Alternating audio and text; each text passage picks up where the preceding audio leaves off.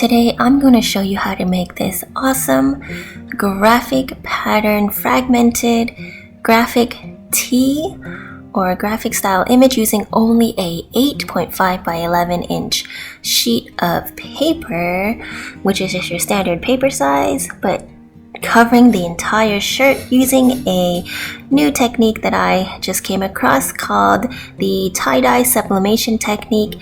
This is going to be the scrunch method. So if you're interested, stay tuned.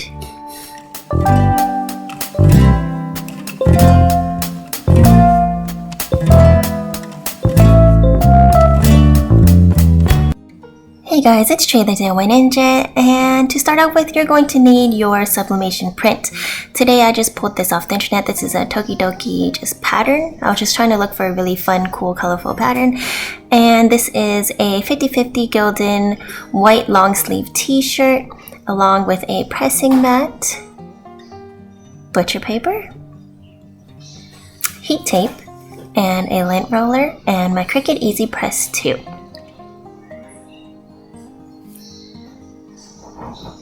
Okay, so to start off with, I'm just going to move some of this stuff aside and cover my pressing mat with a piece of butcher paper. This is just standard sublimation technique. If you watched any of my previous videos, always make sure to cover your pressing mat with butcher paper so that it doesn't get ink on it and ruin your next project. And I just like to fold it over on the sides, flatten it out. Okay, so this sublimation, tie-dye sublimation technique, this is going to be my first time trying this out. So I'm going to just include all my mistakes and tips and tricks if you decide to try this out for yourself so that you don't make the same mistakes. Okay, next I'm going to take my 50/50 Gildan long sleeve tee. 50/50 for those of you new to sublimation means 50% cotton and 50% polyester, so it will potentially leave a faded look in the long run after a wash. It will be a more vintage look. I'm taking my lint roller and I'm just literally going to lint roll the entire front of the shirt, because you don't really know where the sub ink will be touching using this tie-dye technique. So you want to make sure all your lint is off the shirt. And you know what?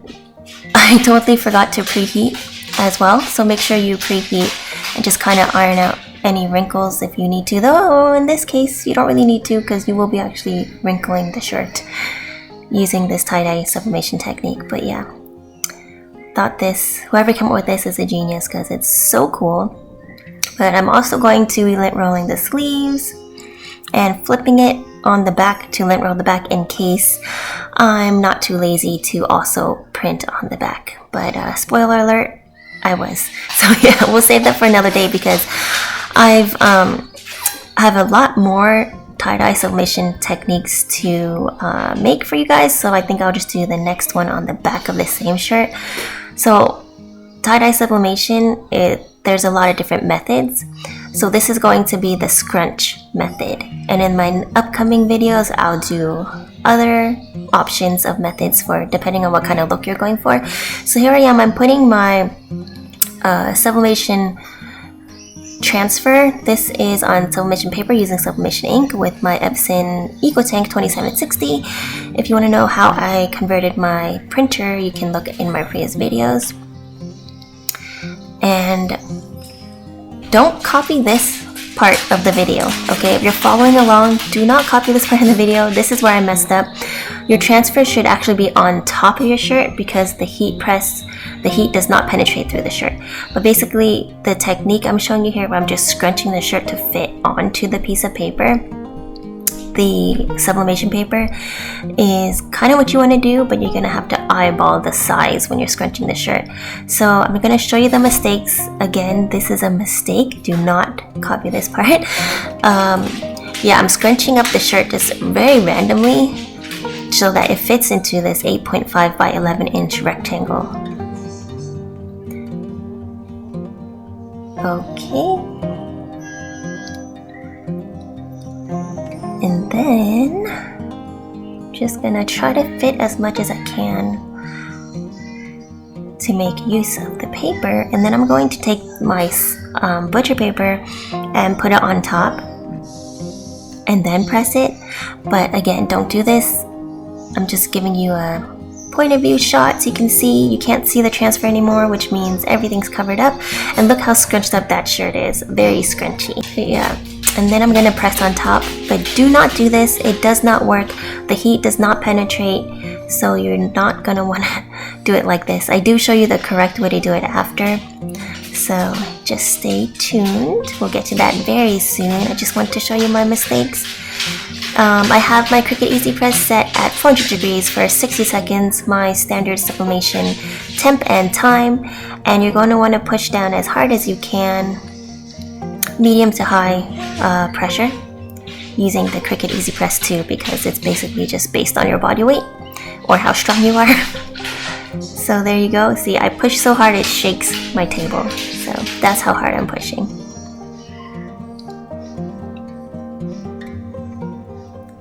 Okay, and I'm gonna let this run for the full 60 seconds. And I'm pushing like really hard because I want that heat to penetrate. So I guess in a way this is kind of an experiment, though an unintended experiment. So I realized like right after I put the heat press on that I did it wrong, but then I was like, oh well, let's just see what happens if it works. Because if it works, then I could technically just put sublimation paper on the bottom and then on the top, and then press both sides at once, which would save so much time and butcher paper. But yeah, you'll see here, once I take off the shirt, it doesn't work. See, nothing transferred, or if anything, very faint, like nothing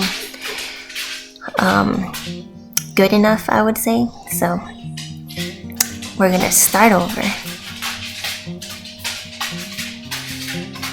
You can see the transfer looks basically the same as if I didn't use it at all. See, there's the shirt, nothing really showed up. See, no, don't do this, guys.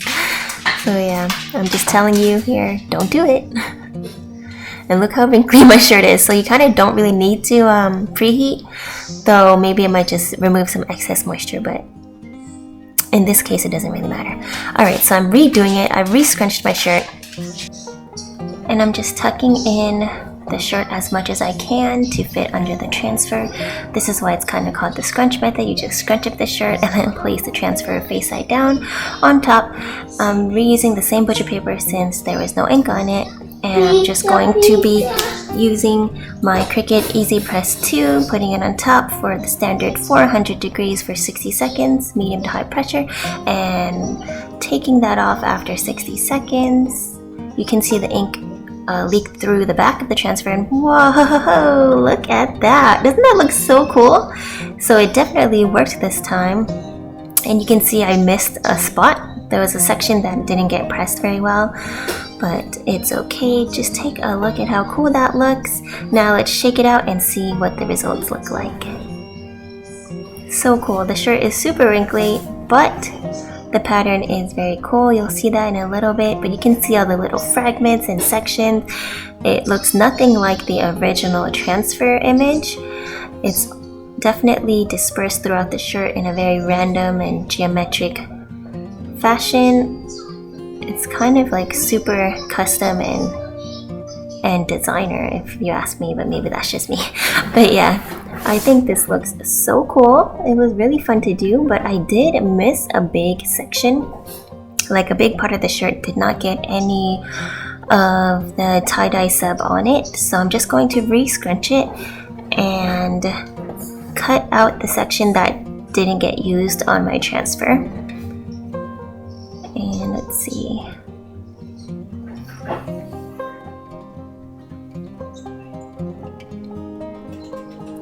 So let me show you here. You can see there's a big blank spot right there on the right side of the shirt.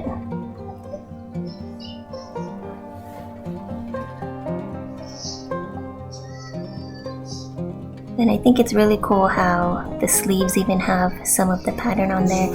So here's the transfer. You see that whole bottom right side of the transfer didn't really get used. So I'm cutting that part off, and I'm going to reuse it and re-scrunch it onto the blank section of my shirt. So here's what it looks like after the first pressing, and you can see how cool that pattern is. So there's the section that I missed, and here is the part of the transfer that I'll be using to try to fix or patch up that area.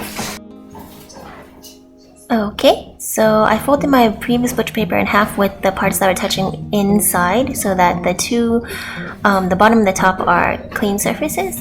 And because it's such a small area, I don't want to waste the whole butcher paper on it, and it should be fine. So I'm just I scrunched up that part, and I'm covering it up and using my Cricut Easy Press 2, same temperature, same time, 400 degrees for 60 seconds, pressing as hard as I can. And let's take a look at the results. So removing the butcher paper, taking off the transfer, and it definitely worked, and it looks a little better. It filled in the gap a little bit, but most of it got on the sleeve instead of on that section, but it's okay. It still looks good. I think this is so cool. Take a look at that. Wow, like it's the most random, fragmented, kind of geometric, shattered glass kind of technique using the scrunch method. So if you're using the tie-dye sublimation technique and you scrunch it up, this is what your result's going to look like, depending on what kind of pattern you use. It's such a cool effect. I can't wait to use my own designs with this method. Super excited, and it's just really fun and interesting to do. You'll get a different result every time, so it's very custom. Here is the final look. As you can tell, it's super wrinkly because of all the scrunching, but the wrinkles do come out. It doesn't get permanently pressed into there, which is great. I just kind of let this shirt hang on the chair for a day and all the wrinkles are gone. So yeah, super cool. If you don't want to wait that long, you can just wash it or toss it into your dryer. It'll come right out. Alright guys, that's it for today's video. Make sure you subscribe, thumbs up this video, leave a comment box down below letting me know what you think about this project. I'll see you guys next time. Bye!